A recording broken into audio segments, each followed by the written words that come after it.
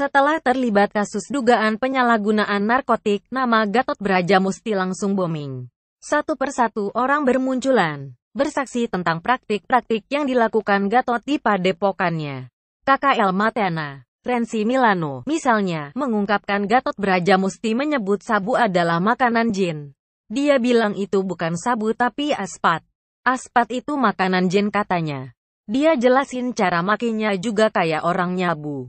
Ujar Renzi ketika dihubungi melalui sambungan telepon, Kamis, tanggal 1 bulan 9 tahun 2016. Maka itu, sambung dia, Ketua Parvi terpilih itu menyebut hanya penghuni padepokan yang dikelola Gatot saja yang tahu apa itu aspat. Saya sendiri tidak pernah pakai itu sedikit pun. Dia bahkan sempat mau keluarkan asap dari mulut dia ke mulut saya, di situ saya enggak mau. Terangnya, Renzi juga mengatakan, pengajian yang dilakukan di padepokan di Sukabumi hanya pencitraan untuk disorot media dan mendapatkan penilaian baik dari masyarakat. Pengajian itu fiktif biar dilihat wartawan bener. Bohong semua. Dia cuma rekayasa sebagai guru spiritual. Yang ada korbannya banyak, kata dia. Elma disuguhi makanan jin. Aktris lawas Elma Thena sempat mengonsumsi narkoba jenis sabu ketika berada di padepokan milik Gatot Brajamusti atau Gatot. Namun, saat itu dirinya mengaku tak tahu menahu bahwa yang ia konsumsi itu adalah narkoba. Ia hanya mengetahui bahwa hal itu diberi sebutan aspat. Alhasil, Elma mengatakan, jika sedari awal paham akan hal itu, pastilah ia tak mau bertandang ke padepokan Gatot. Kalau saya tahu dari awal ada narkoba, ya, saya enggak mau di situ. Kalau saya tahu saya dikasih sabu, saya juga enggak mau ke situ.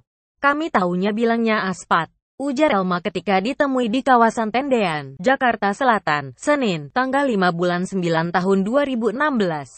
Ia pun menerangkan pula bahwa aspat bukan merupakan sesuatu yang aneh, melainkan wajar di sana. Kalau di padepokan, aspat itu bukan sesuatu yang aneh dan bukan sesuatu yang disembunyikan. Seperti mediasi untuk kita berhubungan dengan jin. Jadi bukan sesuatu yang kita makan kayak orang nyabu. Cuma sekalilah, enggak terus-terusan. Hanya media aja untuk jinnya masuk ke badan kita, terang Elma. Dirinya juga menceritakan bagaimana cara aspat itu dikonsumsi di sana.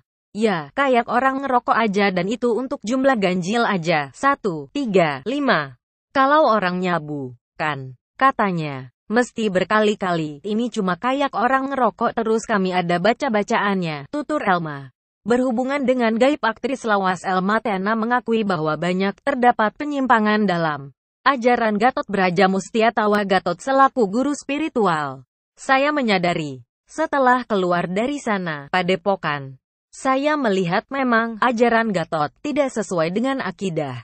Banyak penyimpangan, ujar Elma ketika ditemui di kawasan Tendean, Jakarta Selatan, Senin, tanggal 5 bulan 9 tahun 2016. Namun, Elma enggan menjelaskan lebih jauh seperti apa penyimpangan yang ia maksud. Tidak perlu mendetail lah. Cukup saya ajalah yang tahu, ucapnya. Elma juga menolak memberi contoh terkait hal itu. Ia hanya menegaskan bahwa mereka yang tergabung dalam padepokan Gatot berhubungan dengan sesuatu yang gaib, yang sesungguhnya dilarang oleh agama. Enggak usahlah beri contoh. Itu aib juga, saya malu. Pokoknya, kami memang berhubungan dengan sesuatu yang gaib di sana. Di mana ternyata, begitu saya tahu, kita enggak boleh terlibat urusan gaib. Itu urusan Allah. Kita tidak boleh berkolaborasi dengan jin.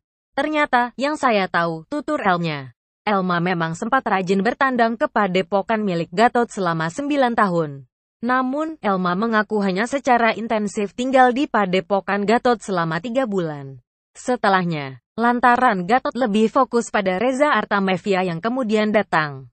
Elma pun tak lagi tinggal di sana kendati masih kerap bertandang. Wanita yang 2 kali menikah itu pun mengungkapkan kesulitan dirinya memulai hidup dari nol setelah keluar dari padepokan Gatot. Proses saya keluar 5 tahun lalu bukan yang gampang. Berat juga. Saya mulai lagi dari nol.